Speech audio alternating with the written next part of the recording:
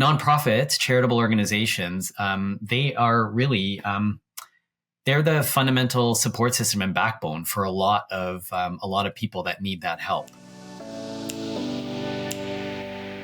Welcome, Aneil Gokhale, to the Steadyhand Coffee Break series. Thank you. Thank you very much, David. Now, today we're talking about philanthropy and how Canadians can be more effective with their charitable giving.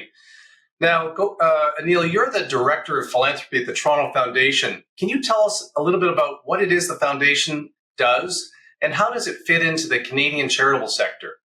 It's probably helpful just to give a bit of an overview on community foundations in general, just to ensure that we're all working from the same sort of starting point.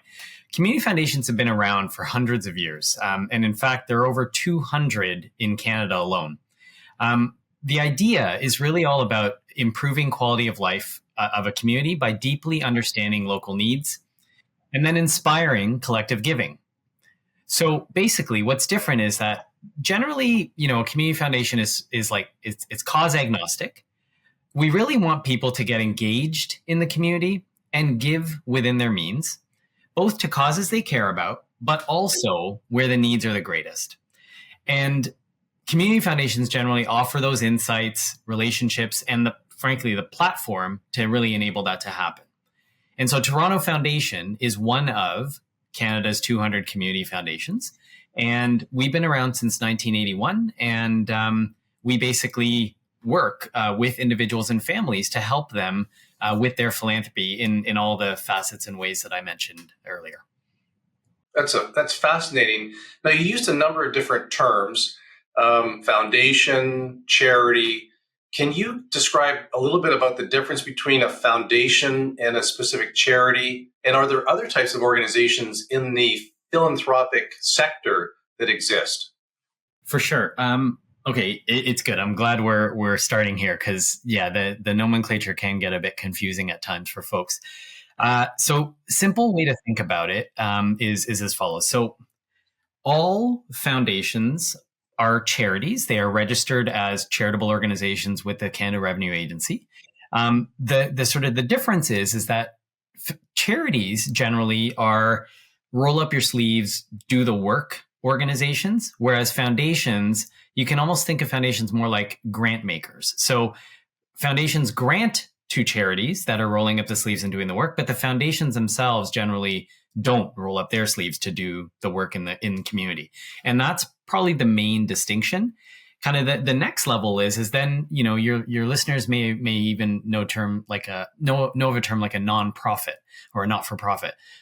A charity is a not-for-profit, but a not-for-profit isn't necessarily a charity, because a not-for-profit may not, the people in that organization that are doing that work have made a decision or aren't yet at the decision where they want to apply for charitable status. And so they're doing the work and, kind of in community helping, et cetera, but they don't have quote unquote charitable status. And what comes with that is the most prevalent thing is the ability to issue a tax receipt for a donation. And so those are some of the different kind of vehicles or pieces within the ecosystem. The other thing I think would be valuable to spend a bit of time on, I started by talking about community foundations and describing what we are. Community foundations are an example of a public foundation. And then there are also private foundations. So a private foundation is generally, it's an individual or a family that has set up their own private foundation, sometimes a company, sometimes a person or a family. So their name is on the foundation, and then they put assets into it. And from those assets, they can grant them to charities that they want to support.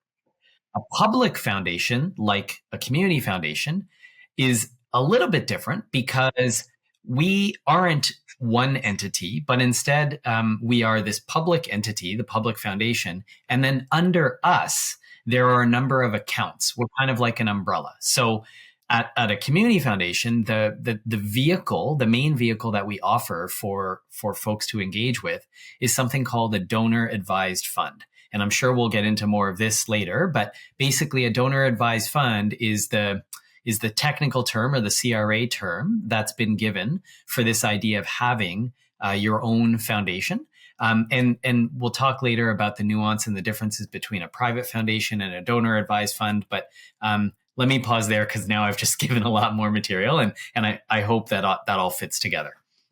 Well, and just to be clear, you said that there are 200 public foundations. Is that correct in Canada? 200 community foundations in Canada. Yes. And then there are other public foundations as well. Some of the banks, the trust companies, different investment managers. There's some other third parties. So there's probably, I don't know, 250, 300 public foundations, of which the large chunk of them are community foundations. And then there's, I think in Ontario alone, there's about 2,000 private foundations. Okay. And these foundations, generally speaking, sit up here, and then they fund individual charities, of which there are thousands in Canada. That is correct. You're exactly right. Yes. I do have a specific question around how Canadians should be thinking about their charitable giving. Should they be giving directly to the charities or through the foundations? But to your point, we'll get to that later. I think you did yourself a disservice at the Toronto Foundation, though, when you said that you're not really doing the nitty-gritty hard work at the charity level, because you guys do a tremendous amount of excellent work of understanding what is happening in our community to help to shape people's thinking around charity. And specifically in Toronto, you do an annual vital signs report. Can you tell us a little bit about what's the backstory to that vital signs report, and how does it shape the work that you do at the Toronto Foundation? Thank you, David, and I appreciate the framing, because you're right. I probably could have shared my words a little bit differently. That said, here we are. So Toronto's Vital Signs started here about 20 years ago, and it's now replicated in upwards of 50 communities across Canada and nearly 100 around the globe. The idea simply is to think of it almost like an annual report or a report card for the city that really gives people a sense of what's happening, where the needs are, where focus can be. And that can really drive a lot of attention in terms of how to really make impact in the community. A few years ago, Toronto Foundation and several other local organizations partnered in our then latest version of Vital Signs. And we actually conducted the first of its kind research looking in a very specific area around belonging, trust, civic engagement, this concept that we really kind of think of social capital. And that's kind of one version of Vital Signs. Most recently, we just launched just a month ago, actually, and I think you can share the link in the show notes afterwards. So the latest report is really, it's called the Roundup on Growth. And what we were looking at there was we were really trying to dive into the fact that this city has grown so much from a population perspective. But then what does that do when you think about the infrastructure and the actual need? And moreover, it's not just the growth in the actual people per se, but it's actually the growth in vulnerability that's happening among a lot of those people. And we really have, there's some really, amazing's the wrong word. I think shocking, sad, upsetting is probably our better adjectives in terms of what the data is telling us. But the hope is that, reports like this, information like this, data like this drives behavior and drives change. And I think for a lot of us, especially folks that you and I work with in our day jobs, people watching and listening a podcast like this or a show like this, hopefully they read some of this stuff and they get motivated to think, oh, how can I really be a part of that? How can I lean into that? And that's really at its core, at a community foundation, that's what we're trying to do. We're trying to connect people with those needs and really try to kind of get to the bottom of those. Did you say that the Toronto Foundation's efforts here have actually spawned over 100 similar exercises around the world? Like, did you guys innovate these vital sign reports and 100 other cities have not ripped them off, but utilized them? Yeah, and some credit needs to be given specifically. So the idea was gifted to Toronto Foundation in like year 1.5 of its existence. And there were a couple other independent folks that had sort of dreamed this up and thought of it 20 plus years ago. And they, at the time, felt that Toronto Foundation would be the perfect home for this. And it came here. And then since then, we've really taken it, I'd say, from here to here, and really just really taken it all over the place. And now, with our partnership with Community Foundations of Canada, it absolutely is replicated in communities across the country. And then more and more communities in the United States and some in Europe and Asia are doing their version of it as well. Because I think ultimately, right, like when you have a way to bring together data, information, and what we've really tried to do of late is not just focus it on quantitative data, but really trying to add in the voices of lived experience. And so this idea of qualitative data is really critical as well. And so now that's really what this kind of report is meant to show you and tell you. And I think calling it a report is almost like it's doing it a disservice, because it's so much more than that, and it really does help to bring on so much. And you'll share the most recent version. I think what I would also recommend is what we also did a few weeks ago when we launched it was we had a webinar where we our lead researcher, a gentleman named Steve Eyre, went through the findings issue area by issue area. So in Toronto's Vital Signs, we actually look at 10 different issue areas: income and wealth, employment, transit, getting around, climate, the arts. And we look at all these areas and we look at them in isolation, but we also look at how interconnected they are. You can't have a conversation about food security without having a conversation about income and wealth, or you can't have a conversation about the arts without talking about newcomers and everyone coming in and the art that they're bringing and how they experience culture. And so all these things are so connected. And in a city like Toronto in particular, there's just so many layers to that. Well, in full disclosure, my wife and I have been so impressed with the work that you guys are doing at the Toronto Foundation that about, I think 6 years ago, pre-COVID, we set up a family, like a personal family foundation at the Toronto Foundation, which I guess you would call a donor advised fund. Correct. And my dad came in and we co-funded it. We gave some of our units of Steadyhand funds, which is a fantastic thing. We'll talk a little bit about that too. And then my wife and I gave my 4 children the responsibility of really administering the fund. And the first thing they had to do was to come up with a name. So they named it after their grandmother, who unfortunately passed many years ago. And then they rotate the responsibility for sort of chairing the meetings to discuss how to allocate to the community through the Toronto Foundation the money. And then you guys have done this amazing work of bringing families together. This was just pre-COVID. Can you just touch on that? And are you still doing something like that? Totally. So this is something I'd say. So I've been here at the foundation for 12 years. And you're right. We really went down this path about 6.5 years ago when we started really offering this curriculum. And I'll get into that. I have to say, this is my proudest moment of working here in terms of what we've been able to accomplish with individuals and families that have joined us with their donor advised funds. Essentially, what we built back in 2018 is when we started. We kind of created this idea of almost like a philanthropic MBA program. The idea really is lots of people may think that, I want to be a philanthropist, I want to give, and not everybody uses that capital P philanthropist word, but I think people generally lean in and say, I want to give, I want to do this. And I think the challenge is a lot of folks actually, when they kind of really conceptualize it and think it through, they realize, I don't actually know where I want to give, or I don't really know how to evaluate. I don't know what to do. And so what we realized is we've got all this knowledge with the research we do. So Vital Signs is the blueprint to help us talk about impact.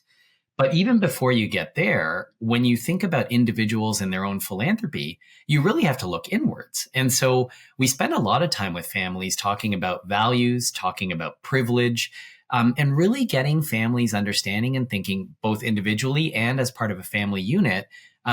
How do those aspects impact my philanthropy? How do my personal values and those of my family members, when they come together, how does that impact the way that we're going to give?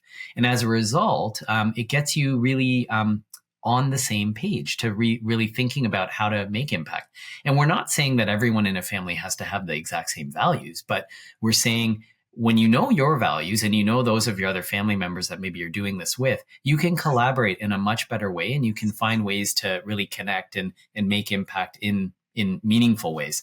And so this idea of building a curriculum was really that. Like we literally pre-COVID, we were hosting in-person sessions, and people would come, and we recruited in the first year of doing this. We actually had 115 Torontonians come and be a part of this. And then you and your wife and your family were in the second cohort, which started just before the pandemic, and then January or March of 2020 happened, and the rest is, what we know. And so that sort of word that everyone overused at the time, pivot, was a word that we followed as well. And so we turned the curriculum into something on Zoom, and we really tried our best to make it an engaging virtual experience. It's just it's not the same, and we know this, and so as quickly as we could in the years since, we've really been able to get back in person for some of the sessions, and then offer some virtually as well. Another session that's offered through this learning is we call it, it used to be referred to almost like a speed dating session. The whole idea really is quick connections between philanthropists and folks that work at charitable organizations, particularly the executive director or leadership at an organization. And for us, it's particularly grassroots organizations. And the whole point of that is to really bring people together in the room to talk and learn and know what's going on at the community level, because that can really impact the way that people are giving. So this whole curriculum per se is just something that we've been honing and offering for years. And even now, it's not as robust as it once was, I would say, because of just the way that the business has changed. But we certainly have some standard programming that we offer year in and year out, where especially for new philanthropists, it's a great way for them to really. Sometimes the way I describe it is to create a foundation for their foundation. Let's take this back up a level and just sort of get back to the genesis of charitable giving. Like, why do you think it's so important, not only for society, but for the individuals that are giving? And do you see charitable giving as being on the rise, or are you concerned that it might be on the decline? What's your sort of experience there? So moments ago, I had mentioned some research that we had started doing a couple of years ago on social capital, and we'd done it pre-COVID, and then we actually did it post-pandemic as well. We did sort of part 2 of the research 4 years later, and we looked at a number of data points and analysis, and really what was very clear is giving is in decline, and that's across Canada. When we dive into that more and we try to understand like what's going on there, why is that? Ultimately, what we found is that folks are engaging less in their community. And so giving is one byproduct of that. Volunteering is another. And both of those facets of like being a part of one's community are down. And that it's unfortunate, because I think, post-pandemic, as we've really been trying to kind of get back to what it was that, brought joy in life and stuff, the challenge is that I think a lot of people have found it difficult to really reconnect in and really connect with and build community with one another. Encouraging people that have the time and the means is really critical right now. We know when people are engaged more, they give more. They give more of their wallet. They give more of their time, and they're just more a part of community. And I think we both have children, and I think it's the kinds of things that we really try to get our kids thinking about. I know at the high school level, they encourage volunteerism a ton as well. But something happens when people get into post-secondary and then beyond into their work. It's just like it's not prioritized in the same way, and so that's a big piece of it that's connected to sort of that decline in giving. And ultimately, like you asked me just about charitable giving in general and sort of the why, I would say like it feels good. Like it's just ultimately like it's something that I think as citizens in a city like Toronto, in a country like Canada, global citizens even, like it's just, when we're not thinking about giving or volunteering, like it's just, what are we then? We're I don't want to paint it this way, but it starts feeling a bit selfish. And I think to be part of a community, I think it's got to be more than that. It can't just be me and my family.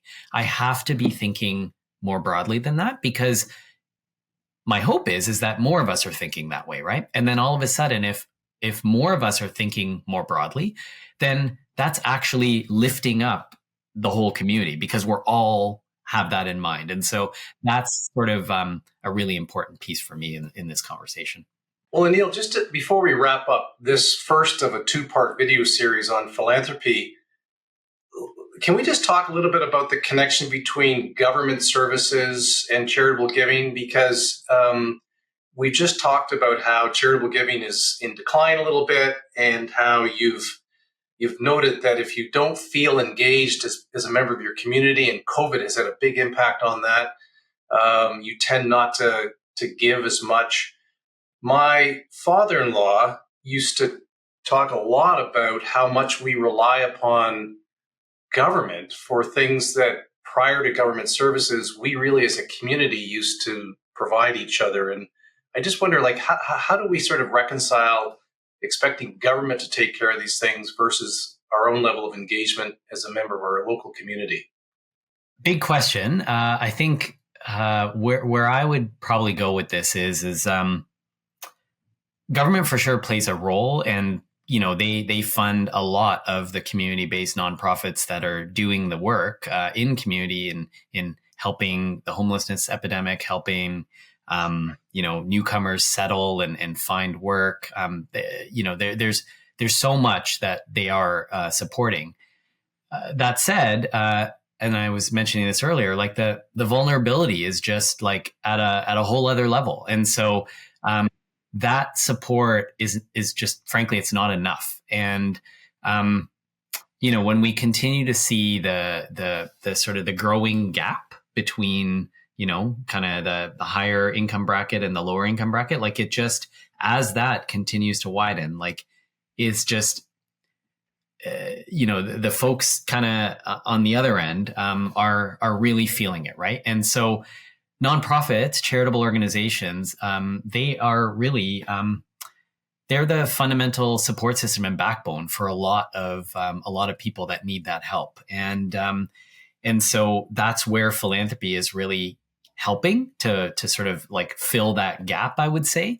The challenge, though, David, is that, in Canada, a very large percentage of charitable giving in this country, that like tax receipted giving, goes to a very small percentage of organizations. And then, many of the organizations that vulnerable citizens in our communities rely on generally aren't those organizations. And so I think what tends to happen then is you get organizations like shelters and employment service organizations and, kind of after school programs, like things like that are really, really critical at the grassroots ground level in communities across our city and region.